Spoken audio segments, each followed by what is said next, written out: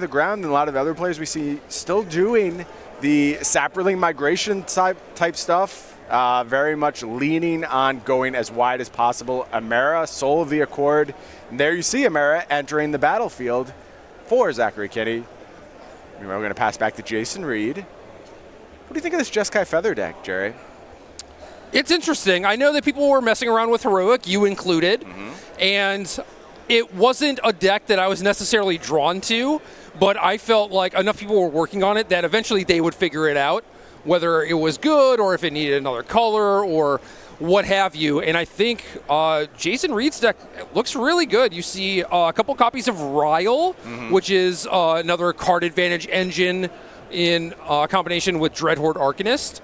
And then the blue splash for things like Dive Down, Dovin's Veto in the sideboard, Chart a Course, all good things. Yeah, I think Chart a Course in particular, giving the deck some just hard card advantage, really benefits from that. Also pretty busted with Dreadhorde Arcanist if you're able to pump it up just a little bit. Right, and with Gerd, Jason will often be able to do that. So there you see Dreadhorde Arcanist entering the battlefield, though the start for Zachary Kiihne getting wide real quick, and it doesn't take much, just an Amara and a Saproling migration, and there's already quite a big battlefield presence. But here's a fine follow-up in the form of Gideon, and ooh, there's a nice interaction. Gideon combining with Amara, Soul of the Accord. And there goes Amara getting into the red zone. What a busted affinity-like draw from Kiihne. And this is with no one-drop, too, keep in mind. Pretty wild stuff, and, you know, Jason's deck has card advantage, but catch-up mechanisms, at least in game ones, not too many of them. Things may change when we get to game two, but let's see if Jason can mount some defense here. Here you see another copy of 10th District Legionnaire, the card with the quasi-heroic effect in this deck. Also see some Jerry Thompson tokens. Big fan. Yeah, big fan. Nice looking token. Surprisingly few Brian Gottlieb tokens. Surprisingly, really. I don't really know what's happening with that. Sometimes you just have to stay true to your aesthetic.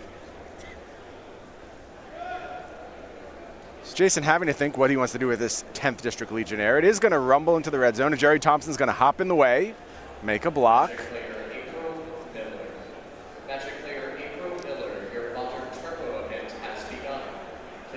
So Jason getting up to a little bit of math here.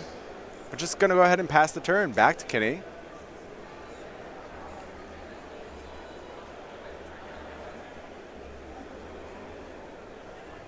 And it looks like on Zach's turn, we're going to fire off a Reckless Rage, taking down that Amara, putting a token on the 10th District Legionnaire, and taking a Scry as well. Reckless Rage is so good in this deck. Yes, it's absurd. You just get to machine gun your opponent's entire team with Feather in play. Dreadhorde Arcanist picking it up. And basically none of your stuff dies to it either. Right. Like, that card seemed very powerful when it came out, and it saw some very fringe sideboard play. But now I think it has just found the absolute perfect home. Yeah, I agree with you. Meanwhile, we're talking about perfect homes. How about History of Benalia into Conclave Tribunal with an army on the battlefield and a Gideon ticking up, bringing the beats repeatedly. You know, you see this deck look this impressive in Zach's hand, and you start to ask, well, why hasn't this deck gotten more penetration? What's your thoughts on why Selesnya tokens hasn't really been more of a thing? I honestly could not tell you. I think it's just not really an exciting deck, and I think that it has a lot of very close matchups. Okay. And I think people probably gravitate more towards having a little bit more agency. Like, if they want a mid-range deck that has a lot of close matchups, you would just see a lot of players gravitating towards something like Sultai because they have things like Ravenous Chupacabra and Vivian Reed, Hydroid Crassus, these cards that are just very powerful on their face, whereas Zachary is casting things like Saproling Migration. Right. In what has been known basically as the Goblin Chain Whirler format. You know, it's a risky proposition for sure. Yeah, and a lot of mono red here thus far today, but Zachary not phased whatsoever, moving to the 6-0 record. Casting another Saproling Migration on his turn here, continuing to get wider and wider and wider, and Gideon going to tick up again, and the pressure keeps coming from Zachary Kiihne. I'm always envious of the players who have like their one deck. Yeah. It's a good feeling. Yeah, you just don't need to do any real work. Like, obviously you test and tune, and Zachary's made a lot of very good changes to his deck with the release of War of the Spark. But it's got to be very comforting going into a tournament just knowing, obviously, I'm playing Selesnya. Yeah, I think you're exactly right. And no attacks with a bunch of these tokens, very likely signaling a large March of the Multitudes. That would be my guess. Jason doesn't care, doesn't even need to see it. He's already behind on board, and like you said, no comeback mechanism. Right. In game ones. In game one, at least. And now we're going to go to sideboards. And I think this is where this matchup can get a little bit closer for Jason. There's some hits here. In the sideboard, you see 4 Dovin's Veto, 3 Tecatli Honor Guard, 2 Deafening Clarion. That's the big one right there. Saheeli Sublime Artificer, 2 copies of that card. 2 Lava Coil, 1 Disdainful Stroke, and 1 Lyra Dawnbringer. Jerry, what do you want to do in Jason's position? 2 Clarions, absolutely. You could see going down the Dovin's Veto rabbit hole, but I feel like a lot of the ways that the Jeskai Feather deck can interact with Selesnya are a little bit stronger than just having a negate. So if a couple copies come in, I wouldn't be surprised, but I don't think that that's the way that I would really want to go. And then you could also do things like Saheeli Sublime Artificer to try and do the tokensy thing along with them, but I think you're just going to lose out on that. I think you want to try and go tall and hope that Zachary doesn't have the kind of draw that he had in game one, where not only did he have the explosive token start, but he also had 2 copies of Conclave Tribunal. And I think that's the tough part, is you can go tall and kind of go around the tokens, but if they have that backed up with removal spells, stop you from getting any traction, any sort of tempo advantage, then it's going to be a problem. Meanwhile, over on Zachary's side, we are looking at 3 Knight of Autumn, 2 Baffling End, 2 Prison Realm. Interesting, a lot of exiling base removal in Zach's sideboard. Could prove to be useful here. 2 Return to Nature, 2 Ajani, Adversary of Tyrants, 2 Kroll Harpooner, 1 Vivian Reid, and 1 Gideon Blackblade, able to go up to the 4 full copies in post-board games. Love it. Jerry, what do you like here from Zach's side? Baffling End, Prison Realm. Not going to be messing around too much with grindy stuff like a Johnny Adversary of Tyrants. Kroll Harpooner could come in if Zachary wants an additional removal spell for things like Feather, but it really has very few targets. And then, I don't know. Gideon is probably a card that changes in value dramatically whether you're on the play or the draw. So I don't think that Zachary wants the other copy of Gideon, but you might see him like trim a copy when he's on the draw, maybe add in the 4th one on the play. Like many other historical Gideons, it's such a different card when you're kind of taking control of the game. When you're the aggressor, it's so powerful, and it just doesn't play well from behind. And that's fine. Not every card has to play well both ways. But I think having extra copies in your sideboard, being willing to sideboard Gideon out despite its high facial power level, is really going to be an important thing to learn to recognize here in this new War of the Spark standard format. Yep, yeah, Gideons just for the most part are not very good when you're behind, and that's okay. You know, if you want to have a Planeswalker that is purely an aggressive tool, I think that's cool, and Gideon has served that role for a very long time, and, you know, he's dead now, spoiler. Wow. What? Just throwing that out there. There's literally a card called Gideon Sacrifice. I can't believe you just ruined that for me. I had no idea what happened in this story. Stop. I was just about, actually, at the end of the day today, I was going to sit down and read the entire War of the Spark story, and now I don't even want to bother anymore. Do you want to know what ends up happening to Nicol Bolas? I can tell you that too. I probably don't. I'll tell you off air. I Okay. don't care if I ruin it for you, but I don't want to ruin it for the listeners who are probably reading the book while also trying to watch the standard tournament. You give me the whole skinny when we get back to the hotel room tonight. Meanwhile, if you're already thinking about the next Magic set to come out, you're ready to do some pre-releasing of Core Set 20. That may not even be the next set. I think we may have Modern Horizons in between now and then. But we're going to have exclusive pre-release playmats for that. It's going to be Pervana, Jerry. There you see a cat meditating, reaching bliss. That'll be our next pre-release exclusive playmat as part of the Star City Games Creature Collection. Make sure you're talking with your local game store, telling them you want to get your hands on these playmats at your next pre-release. You can go to go.starcitygames.com/pre-release.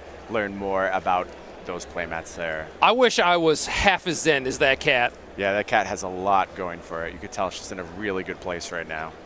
It's got its life together, straightened out, priorities in order. Meanwhile, I'm just a wreck. Yeah. Just a mess. Yeah, aren't we all, except for that cat. Be like the cat. Watchers. Yeah, don't be like me. Endeavor to reach Purvana. There you get a peek at starting hands from our players. I love this hand cam.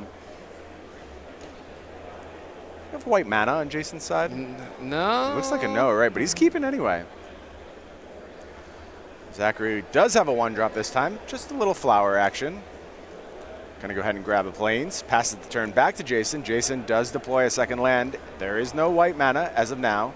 I do think we saw a Dreadhorde Arcanist in his hand, though. May want to go ahead and fire that off, and he does. And picked up a copy of Chart of Course, so got a lot of potential draw steps to try and find that missing mana.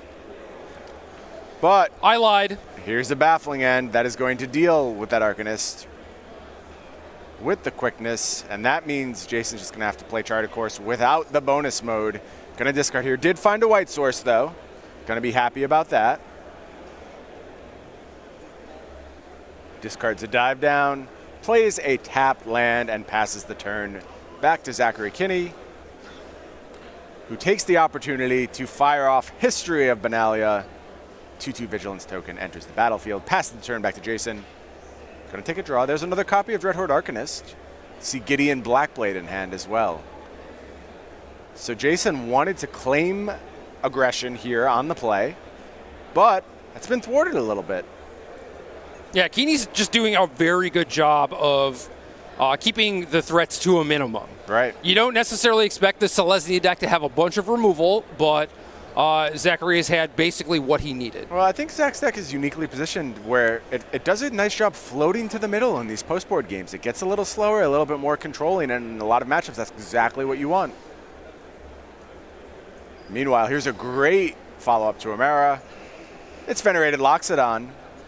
Haven't seen a ton of Venerated Loxodon today. Maybe it's just the matches we've been covering, but we haven't had a lot of the mono-white aggressive decks. This is certainly our first look at green-white tokens. Nobody plays this deck but Zach. Yeah, I was thinking about the same thing with regards to History of Benalia, where it's like, wow, what happened to that card? Yeah. Where's that card been?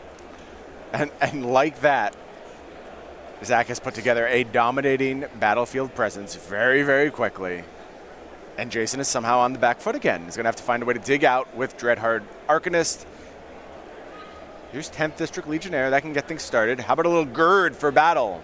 Both creatures picking up a counter here. That means if Arcanist wants to go ahead and use that Chart of Course again, it will have the option to. Be a bit of a suicide mission, though. Let's see what Jason wants to do here. Taking the Scry from 10th District Legionnaire. Well, the thing is, it might be a suicide mission, but you never know from the opponent's side of things, right? Right. And there is a dive down in hand as well. So if Jason really wanted to protect, the Arcanist could do so.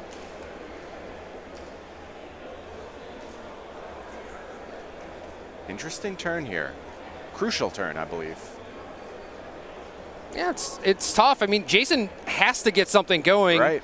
Because he doesn't have a lot of action in hand, was a little slow off the get, and now Kiihne has 20 power in play or whatever. He's facing a brutal attack on the next turn when the History of Benalia pumps up those knights, but just going to pass the turn back. Yeah, 18 total power, I think, coming in this turn. And here goes History of Benalia.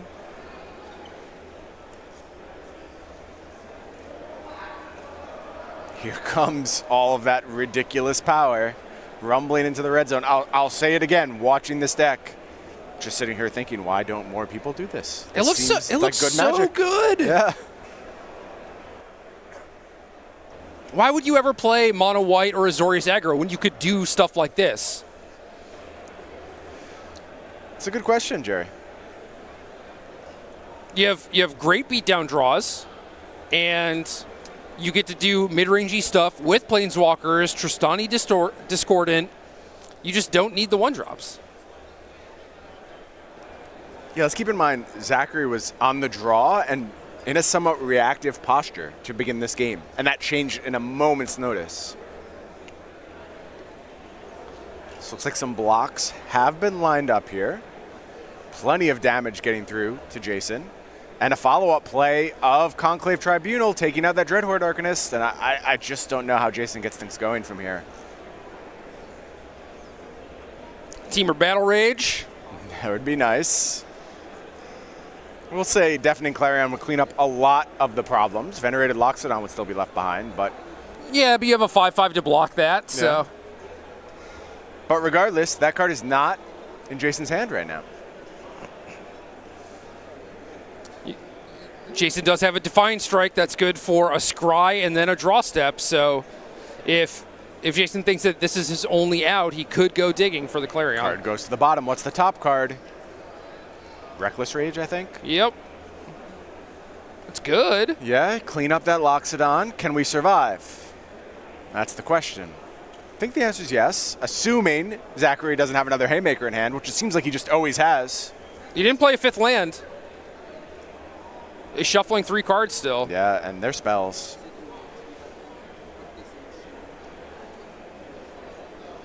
Jason could go to 4, deploy Gideon, potentially Lifelink, Yeah. the 10th district. Yeah, you could. I don't know if that's good enough, though. No second white source either. You'd have to deploy one from hand. Yeah, it has a Hallowed Fountain, which isn't free. Nope. Yeah, he's really debating this. He can go Gideon and Reckless Rage.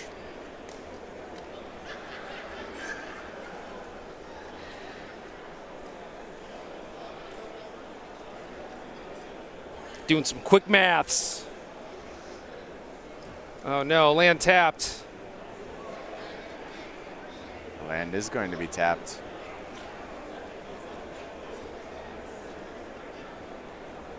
Here is Reckless Rage. Gonna target Amara. Which I guess makes sense. Yeah, that leaves him alive. Yeah. Passes the turn back. Zach is untapping like someone who has it for sure. And there's Tristani. That is in fact it. And that is going to do it. Zachary Kiihne takes down Jeskai Feather with good old Selesnya tokens.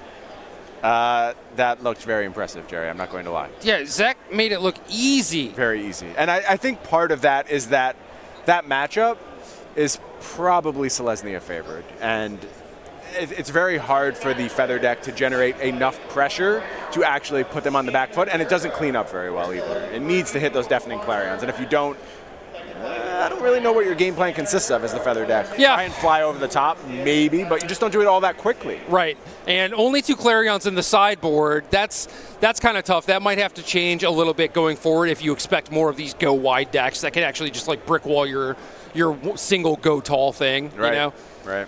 Yeah, tough to nail the meta in week 1. You really have to know exactly what to prepare against. And while the Clarions were there, they just didn't show up in that match. And Zachary Kiihne moving on to 7-0. We are going to have more Magic for you. We have a time-walked match. Just give us a little time. We'll get it ready. Come right back to round 7 here at SCG Richmond. Don't go anywhere.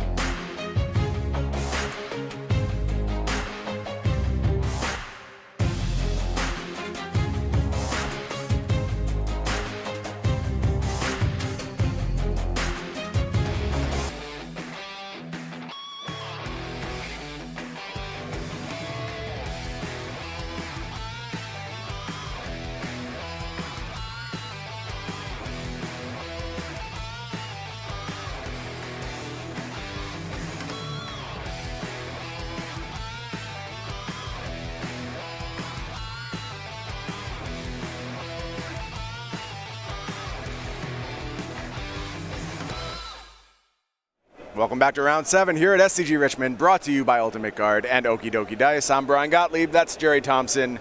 You just saw Zachary Kiihne take down the Feather Menace with green-white tokens, very authoritatively, I will say. Impressive stuff from Zach.